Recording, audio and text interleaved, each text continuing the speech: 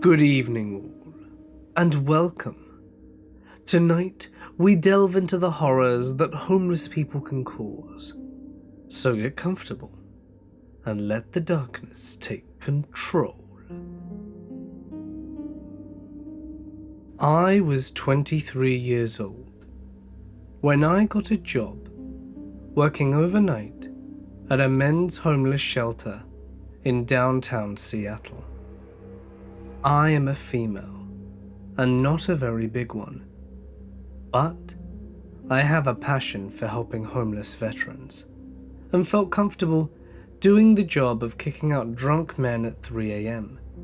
and having odd conversations with drug users. The overnight shift was from 12 a.m. to 8 a.m. There were 30 bunk beds in a large space, so a total of 60 guests each night. One on the end of the large space, there was an eating area and a door to the kitchen.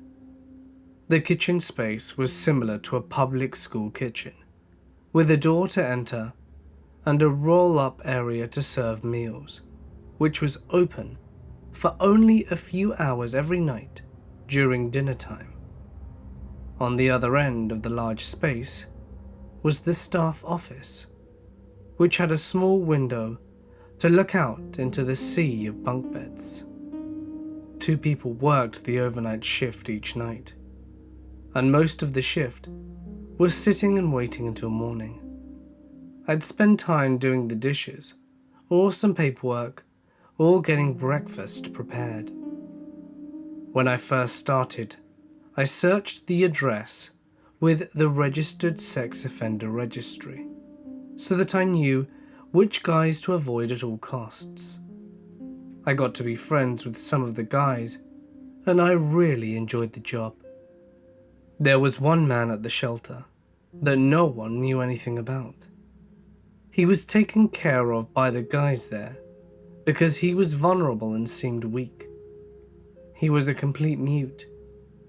The staff only knew his name. His paperwork had barely any information on it. His name was Rayburn. He spoke to no one, only nodded and gestured. After a few months of working overnights, Rayburn came into the office when I was working and sat down on one of the chairs. This wasn't something overly strange. Lots of guys did this to hang out for a little bit with the staff members. But Rayburn grabbed a piece of paper and a pencil and wrote, "How old are you?" and then handed it to me. I told him that I was 23, and he nodded and left. His case manager was thrilled. He thought maybe he had picked me to talk to, and I would be able to get the general background information about Rayburn that they needed. My coworker, a female, said she didn't trust it, and I agreed with my coworker. I kept my distance from Rayburn, but the next night, he spoke some words to me. I tried to get his background information, but he wasn't interested in that. It was a short conversation about nothing, and then he went back to mute. The following night, I came into work and read the update log. Rayburn was in the hospital, getting deloused because he had scabies. I was incredibly relieved, because my co-worker was a frail old woman, and us against 60 men did not seem safe. At about 3 a.m., Rayburn came back to the shelter. He gestured for help to get a towel so that he could shower, then used his words to ask me if he could talk to me when he was done. I agreed and told him I'd be in the kitchen doing dishes. An hour or so later, he was in the kitchen door. He came in, and I instantly felt uncomfortable. We were alone in the kitchen with one exit. He leaned against a table directly across from me. He put his hand down his pants, looked up, and smiled, then looked back at his crotch, then at me. I told him, "Seriously? No," and booked it past him, out of the kitchen door and to the office. Soon, he arrived in the office and sat down. My co-worker was asleep at her desk, so I was still alone. I watched as Raven left the kitchen and went to his bed. The next few shifts, my boss had to be present to tell Raven to leave me alone. He would still silently lurk around me. I only worked a few more shifts before being transferred to a women's shelter. No one knew anything about him, and no one knows how exactly that could have escalated. I really did not want to find out.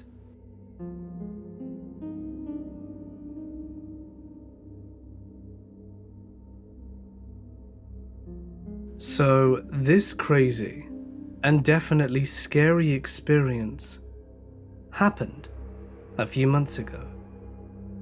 And today, I decided to tell the world about it. I had just left my dad's apartment after spending the weekend there, something I did quite often. I lived with my aunt because my mum passed away a couple of years ago. To get to my aunt's house, I had to take the bus from the bus station downtown, and to get there, I had to take a bus from my dad's place. Fast forward to the bus arriving at the bus stop at my dad's location. The bus doors opened, and I stepped in, paid for my ticket and sat down. The bus was almost empty except for me, the bus driver, and some homeless guy in the back. I didn't think much of it, as it seemed quite normal from where I'm from. The bus ride to downtown station was fairly normal and calm, and not a single person got on the bus. We arrived at the almost empty bus station, and I stepped out. Now, I knew I had to wait around 20 minutes for my bus to arrive, so I decided to go into a store that was just opposite on the end of the station. At this point, I'd forgotten all about the weird-looking man in the back of the bus, and just went on with my business. I found a few things in the store that I wanted, paid for them, and left.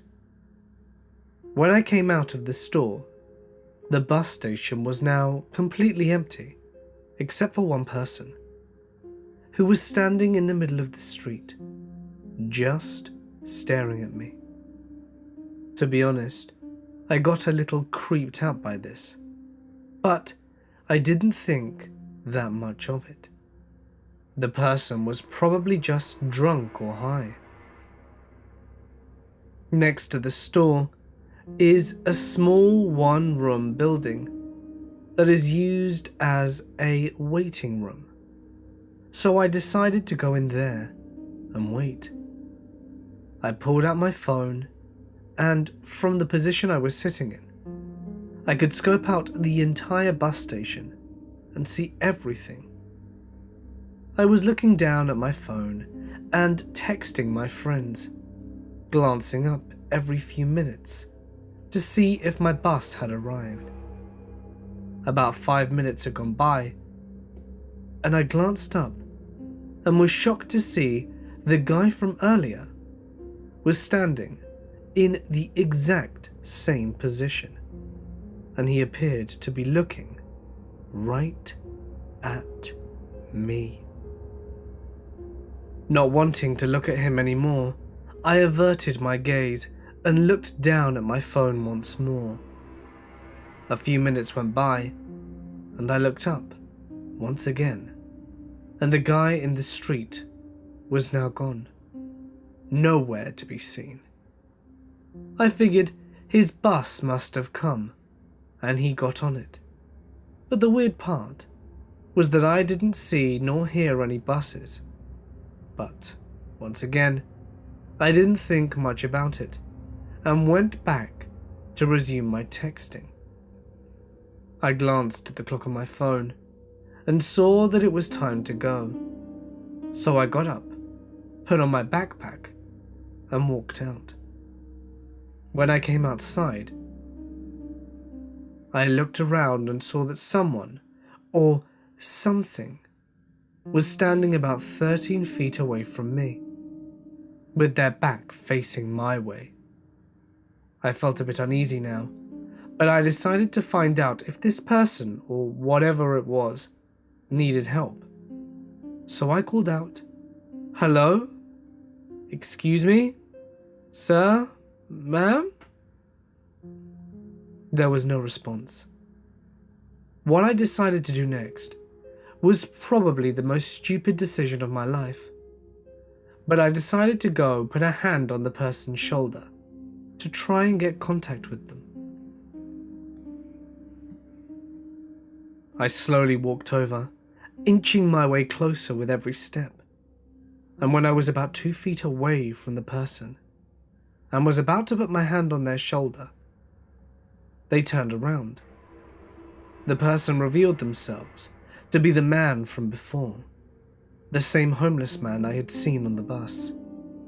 He had this crazed look in his eyes, and before I knew it, he lunged at me, and I narrowly avoided it. I screamed and turned around to run away, and when I quickly looked back, I saw that he had a huge knife in his hand. I screamed even louder and ran as fast as I could to the bus, which luckily for me had just pulled up. I climbed in and told the bus driver what had happened, and he and I went over to where I saw the man, but by this point, he was gone. This has been by far the craziest and scariest experience of my life, and I'm lucky to have never seen him again. I live in a relatively large city in Virginia that has a large university in the north side of the city. We have a rather impressive homeless population, especially near the university, and there's always at least one hanging out on every single street corner. We have our fair share of crime, like any other large city. This happened to me whilst I was still in college, about 2012 or so.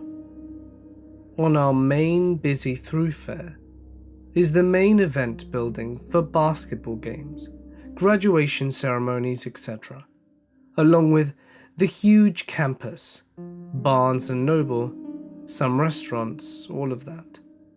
3 lanes going both directions with a median in the middle.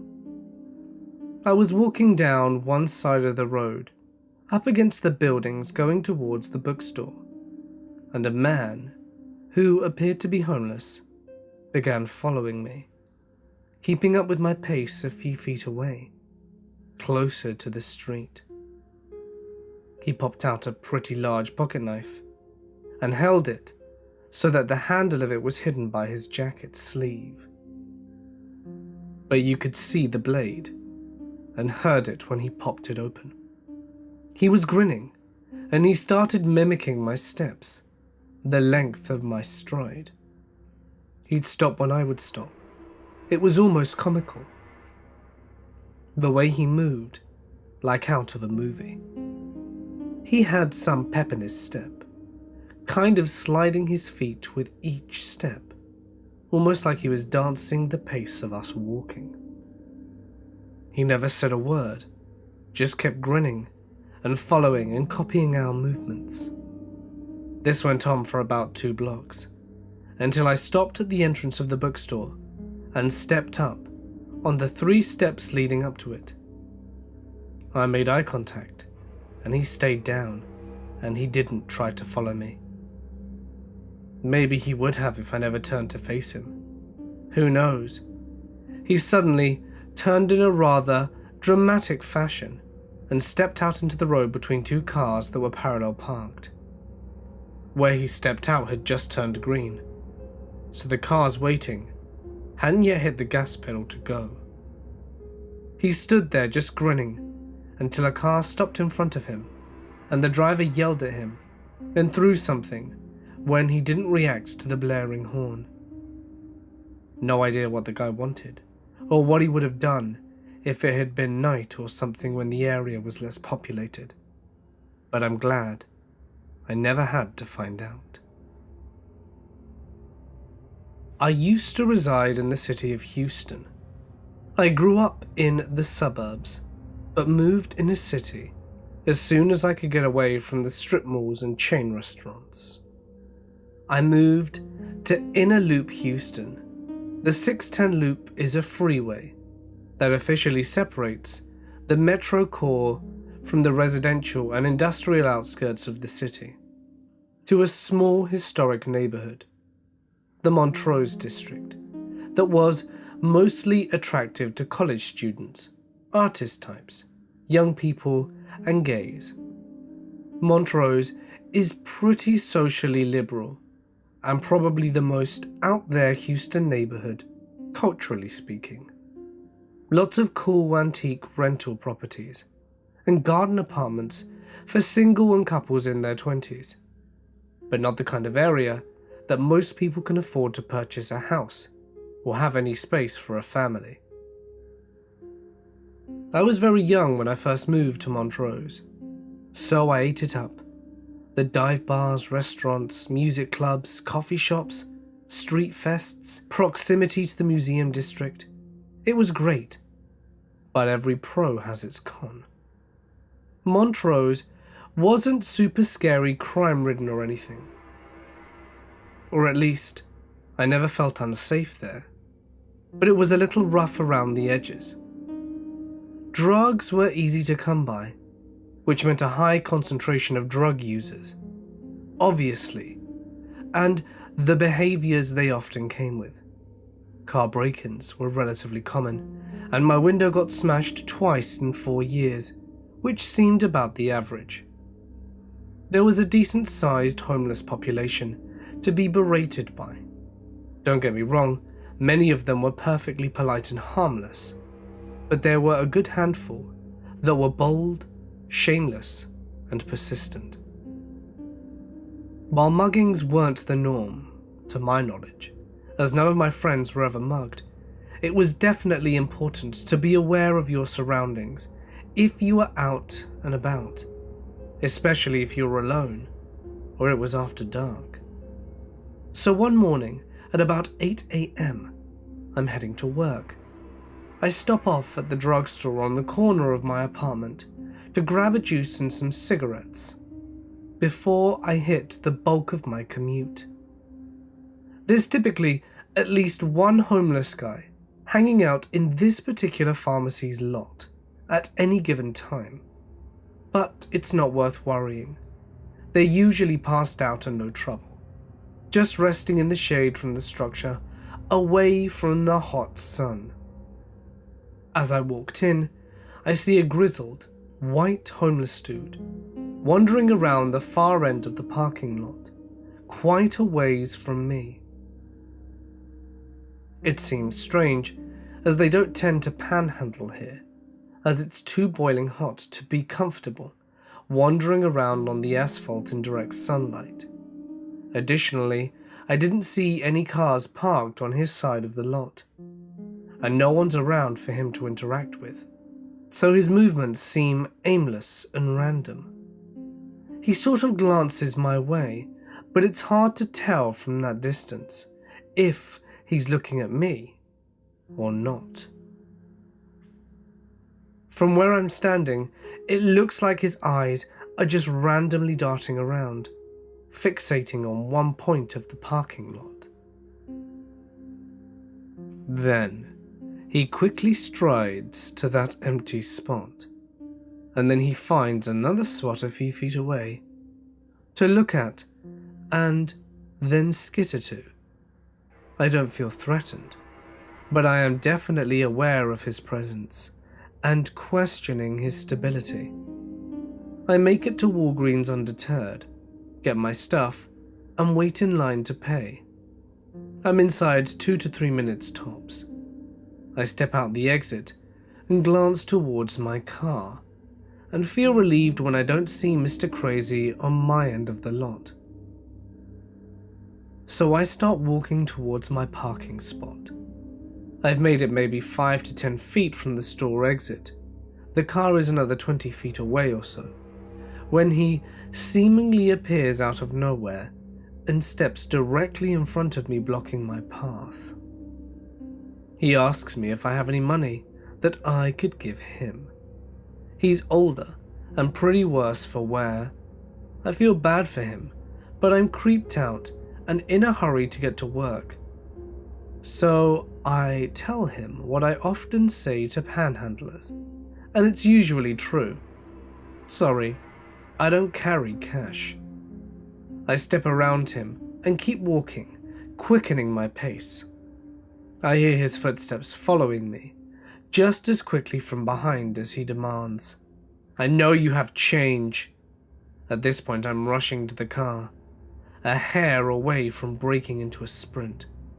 "Sorry, I can't help you," I loudly respond, without so much as a glance back towards Nutter Butter McGee, who is still on my ass. I hit the unlock button on my keys and have my arm out, ready to reach for the door handle. My hand slides on the handle. I yank my car door open and jump into the driver's side seat of my sedan. Before I even am seated correctly, I immediately grasp out to slam the door and lock it, but too late. Psycho Sam is now facing me, standing in the space between my open car door and I, blocking it from closing with his entire body. My car was just your standard 4-door, so as you can imagine, I am now in awfully close quarters with the crazy. To make it even worse, he leans down so that his face is just about level with mine. His hair and the beard are unkempt. His eyes are wild. And, if I needed further confirmation, this is not a sane individual. "Give me all your money." He didn't point any weapons, at least none that I can see, or scream or raise his voice. He just sternly said the words in a very matter-of-fact tone, as if this were the obvious directive and my compliance was a given. I was terrified. I stared up at him for a second, not knowing what to do. In an instant, adrenaline slammed into me, and instead of immediately responding to his demand, I kept eye contact with him on my left side, while my right hand shoved the key into the ignition and turned. No, was all I could squeak. And that, ladies and gentlemen of YouTube, is the day I ran over a hobo's foot. And I would do it again if I have to. Seriously, screw that guy. I remember it was a Saturday night in 2016, and as the typical teenager, I was usually one to go out with my friends every Saturday until very late, or at the very least until the sun came up. One Saturday night, my friend Jordan wanted to order some pizza, but we checked the time and it was almost 12, so the Pizza Hut was nearly closed. My other friend, Lalo, had the idea to go to the 24-hour corner store that was just a few blocks away from where Jordan's house was. We all agreed, and Lalo wrote down the stuff that he wanted. Jordan wrote down the stuff that he wanted, and I wrote down the stuff that I wanted, just so that we didn't forget. Lalo and Jordan each handed me a $10 bill, and they told me to go to the store. "Why aren't you guys coming?" I asked. To which they replied, "We're about to play our one-on-one on Call of Duty. By the time you get back, we'll be finished, and you will go up against the winner." I thought that was dumb, but I wasn't scared or anything like that, so I accepted. I went out and made sure to close the door behind me. Fast forward 10 minutes, and I'm about to pay for all the junk food, when all of a sudden, a homeless guy walks into the store, and I didn't think much of it.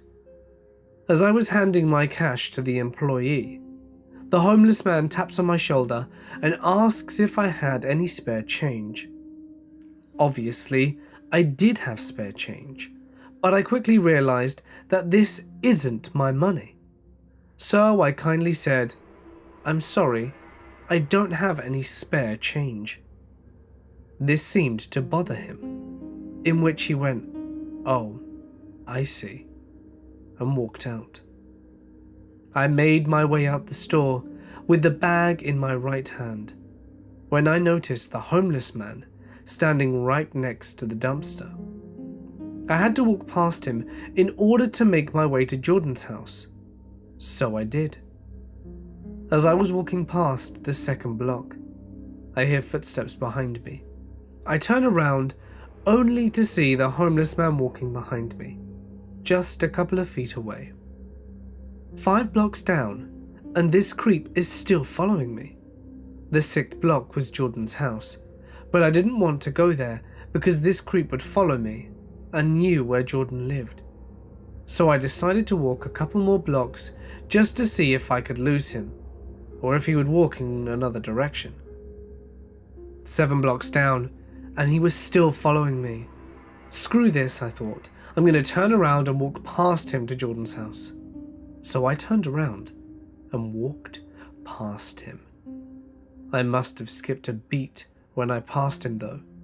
Surprisingly, he didn't do a thing, and I walked straight to Jordan's house without looking back. As I was at his front door, I knocked and they opened the door for me. I walked in, gave them their junk food, and started playing against Lalo, the winner. At around 2 a.m, Lalo and Jordan both had passed out and fallen asleep, but I was still wide awake and was playing Call of Duty alone when I heard the sound of his back gate open. I was curious and went to look through his kitchen window, only to see nothing but pure darkness. I turned on the backyard light, and my blood ran cold. The same homeless man I saw a few hours ago was standing in the middle of Jordan's backyard, just staring at me, giving me the most uncomfortable smile I had ever seen. He was holding something in his left hand. I couldn't make it out, but it had a particular gleam to it. I ran to the back door, locked it, ran to the front door, and locked it. When I went back to check the window, he was gone. I knew he was somewhere. So I got a kitchen knife and sat there in the living room corner where Lalo and Jordan were asleep on the floor. It felt like minutes passed, but when I saw my telephone, it was already 4 a.m. I figured that he must have left. I was extremely tired, and last thing I remember was passing out and waking up at 7. My mum picked me up, and we drove back home. A few hours passed, and I forgot about the incident until Jordan messaged me. The message read, "Dude, you won't believe this. My mum was going to get a shovel from the back shed so that we could plant flowers that she bought, when she saw a dude sleeping on the floor." My heart sank. I didn't want him to know about the incident, so I replied with, "Oh my god, really? That's crazy, dude. Are you both okay?" In which he replied, "Yeah, my mum called the police and they took him away." I was about to have a panic attack, but then I calmed down. After all, I was glad that no one was hurt or killed. Lesson learned: never go out late at night alone.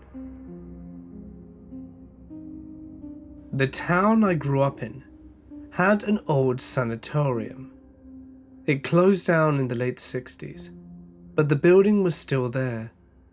In high school, everyone and their mum tried breaking in. Some succeeded, but others chickened out.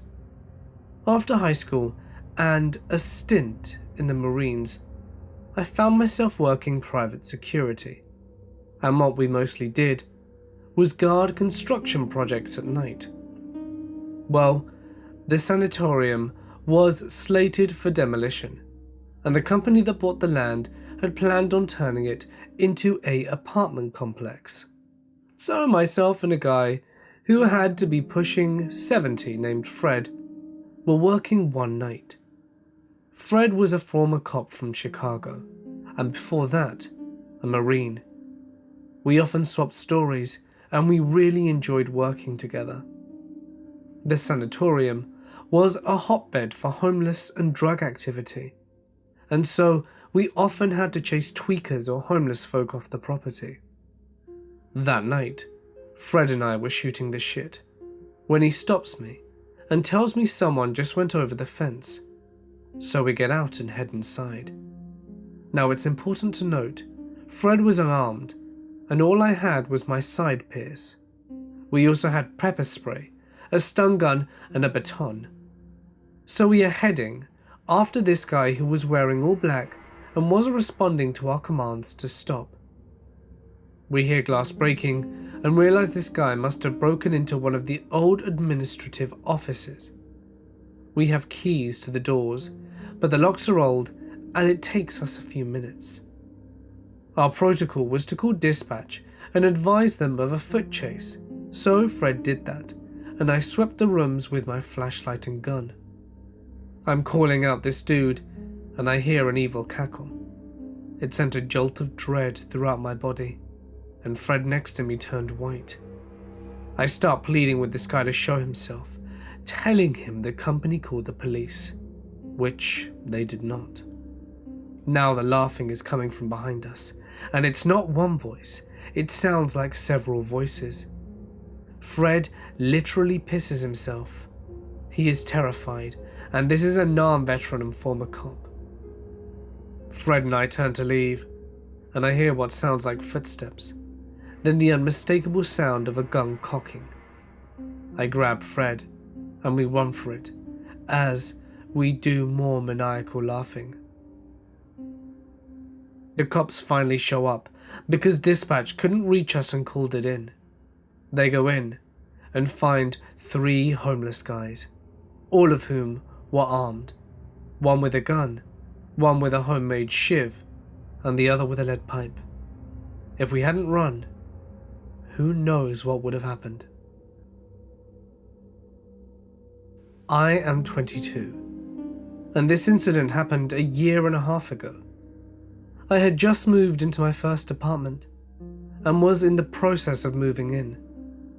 The door that led to my apartment locks itself automatically when closed, so I was going to the entrance of the apartment complex to get my mail while talking on the phone with my boyfriend.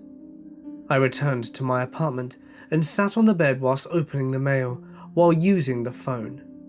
I dropped the phone on the floor and it landed under the bed, so I had to lie on the floor and stretch for it. I saw something that caught my eye. There was someone under my bed. My eyes widened and I choked the urge to scream.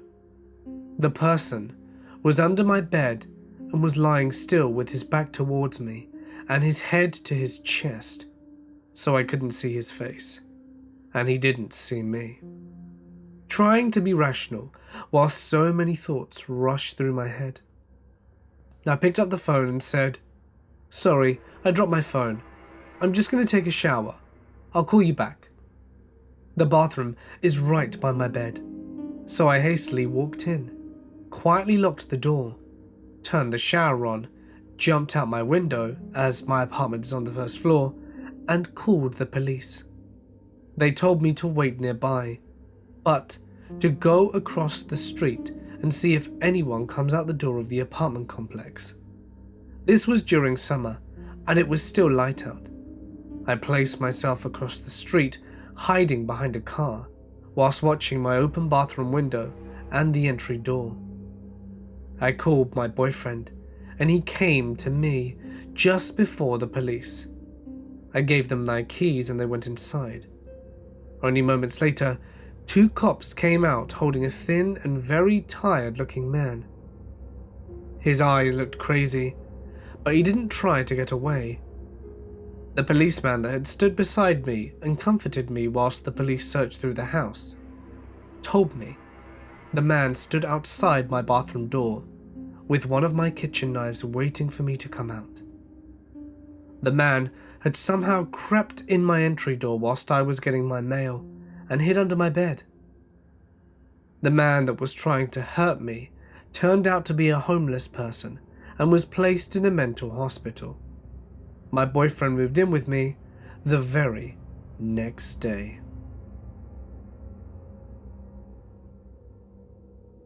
I am a 16-year-old girl, and this happened to me last year, only a few weeks after I turned 15. For some background, my sister is 3 years older than me, and so this took place when she had only just turned 18. She had been dating her boyfriend on and off for about 2 years, Stephen. Just so you know, my parents are divorced, so I live with my mum, my sister, and my older brother. We had our house renovated instead of moving out when the house got cramped. You see, the layout is that there is a very small bedroom my brother has, a medium bedroom my mum has, and a large bedroom both my sister and I shared. Well, as we got older, obviously we wanted our own space, so my mum had a wall built in between the 2 large rooms to make 2 smaller rooms. The only problem is that you'd have to walk through one room to get to the other. At first, I had the room that would have to be walked through by my sister, so she was able to get to her room. Okay, back to the story. So my sister is dating this guy, who is the same age as our dad. Stephen also has a daughter, the same age as my sister. This guy was a terrible influence on my sister. She stopped going to school, went to raves, and was introduced to drugs. And all at the hands of her homeless boyfriend. Her boyfriend was very well known in our small village, as only a few years back, he had a huge drug raid at his old home. He also used to get into a lot of fights, big fights, and he almost killed a guy in a fist fight. He is also well known to furiously beat his previous girlfriends. So, no surprise, neither of my parents approved of him. This caused my sister to move and live with him. As ridiculous as it sounds, he has a tent in a wooded area. You see, he was living there because he became homeless, as I said before. So against my mum's better judgment, she invited him to live at our house, just so that she'd be able to know my sister was safe. I am a very reserved and shy person, especially around people I don't know. He was no different. Obviously, he had to walk through my room to get to my sister's, and I'd always assumed my unease and uncomfortableness was due to not knowing him. Fast track a few weeks later, by the time my sister turned 17, she found out she was pregnant. She was thrilled, but Stephen was not. My mum was disappointed my sister had gotten pregnant so young, but was happy to support her. One day, my mum finds my sister distraught as she tells my mum that Stephen wants her to abort the baby and had forced her to take a pill which would start the process. As bad as it sounds, I didn't really zone into whatever was going on at the time. I didn't realize I was slowly sinking into a depression. Fast forward a few months, and my sister and the boyfriend decide to keep the baby, and she had a growing belly while my depression worsened.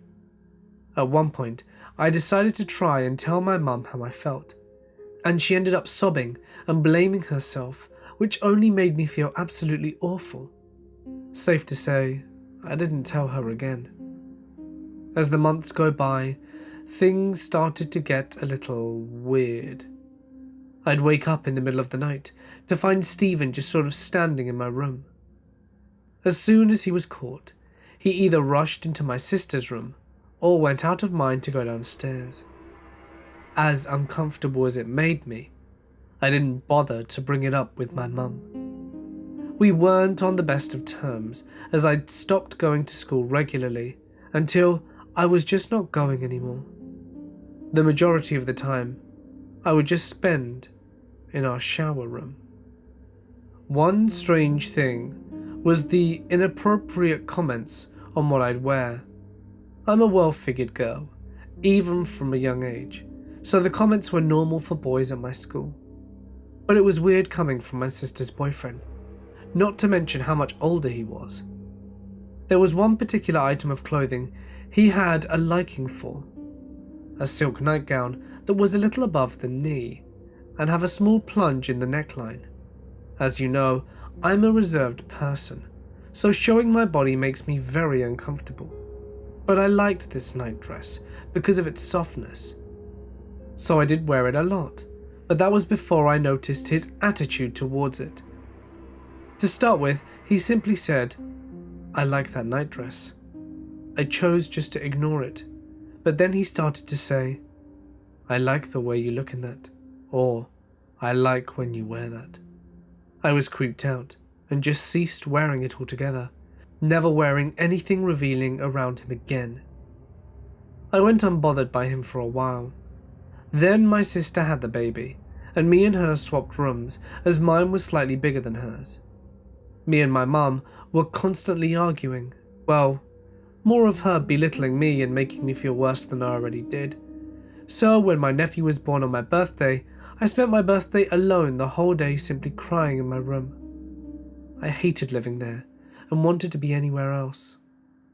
A few weeks pass, and my mum and my own anger are reaching a boiling point, and I want to explode into an extremely awful shouting match. I still don't know why, but Stephen decided to try and get involved and also began to disrespect me. At some point, my sister pulled my mum downstairs to try and calm her down and left me upstairs with Stephen. He left my room and I assumed he went downstairs. Wrong. He had actually decided to shut my sister's door, come back into my room, and then shut my door. This is where shit hits the fan. Stephen completely blows up in my face. This terrifying 6-foot-something muscular man towered over my 5'4" small frame as he shouted things that genuinely left me terrified. It gives me the shakes, just recalling it. He screamed in my face if I were his daughter and I was acting like this, then he'd lock me in a room with nothing but my mattress, and I'd only receive a meal a day. He continued to go on about how disgusting and disrespectful I was. I was on the verge of a panic attack, I swear, and I blacked out for a few seconds out of fear, which caused me to fall into my bed. He was so angry that he was physically holding himself back to not punch me. I could see it in his face. He wanted to hit me so badly. He would cool his arm back as if to throw a punch but then stop when it came too close to my face. I thought he was going to beat me black and blue, like he was yelling in my face that he would. But the most disturbing part of this situation, the one thing he said I won't ever forget, was when he hissed quietly in my face that I deserved to be beaten and raped. After that, he walked out, and I sobbed against my bedroom door, terrified he would come back and keep that promise. The next morning was a school day, and Stephen decided I needed a 6 a.m. wake-up call and came into my room, picked me up whilst I was asleep, and then dropped me. I woke up terrified and in pain. He then crouched down to my face and said if I didn't go to school, he'd do a lot worse than that to me. He then went back to my sister's room, told her what he did, and they both laughed about it for a while as I was crying in the next room. I went to school that day, not even bothering to retrieve my lunch from my mum. Once I was in school, I go straight to my favourite teacher and proceeded to have a complete mental breakdown. I explained what had happened and how I was too afraid to go home. Social services was called along with my mum, and my mum told me the minute she found out what happened, she demanded that Stephen take his stuff and leave. After the incident, I was not allowed to go out on my own because Stephen had been threatening to kill me and set our house on fire. The house where his son and his current girlfriend still lived in. He had even attacked my older brother, who had to get stitches after having his eyebrow split open. Our house had to be on red alert, so if we called the police, they'd come straight away. After about a month or so, it went quiet, and he didn't hear from Stephen, and I was glad. Then I was informed that Stephen had been arrested. The reason? He had raped an ex of his, one that lived in the same village as me, and he was being jailed for a minimum of 8 years. It scares me to think, when he said I deserved to be raped, that he wasn't saying it to scare me. So, psycho ex-boyfriend of my sister, let's never meet again. This is the first time I have ever spoken about this. Even though it was over 6 years ago, it has changed my personality forever. This is not a made-up story. It genuinely happened and was actually featured in my local paper. But I don't like the idea of people knowing who I am. A little background for context first. I am a female and was 23 at the time of this incident. I was living in the house my parents left me when they died. My dad died when I was 5 from a stomach ulcer, and my mum died of womb cancer when I was 22. I am an only child with no grandparents or other family, so as you can imagine, it was pretty devastating to lose my mother, and I wasn't ready to sell her home, my childhood home, yet. So I was living there alone at the time. The way the house was situated was pretty perfect of any criminal behavior, I guess. Because although it wasn't isolated, with neighbors a stone's throw away on both sides, it was surrounded by very tall trees at the front and backed onto a forest. So anyway, on with what happened. The first odd thing that did not seem odd at the time was that someone was ringing the doorbell a lot. Very early in the morning that day. At first I ignored it because I was still grieving and depressed, so I didn't really care about the outside world at the time. Anyway, the person seemed to leave after about 5 or 6 more rings, and I fell back asleep. Cut to the afternoon. The doorbell rings again, and this time I can't ignore it because the man outside could see me through the blurry glass door in my hallway. So I answer, and this homeless-looking man with a huge backpack on the ground starts asking me about my home. He obviously wasn't part of any company, so thinking he's an oddball trying to see how easy it would be to rob me, I politely say that I am not interested and close the door. He stands there for ages, but I see him eventually leave and I brush it off. 20 minutes later, he's back.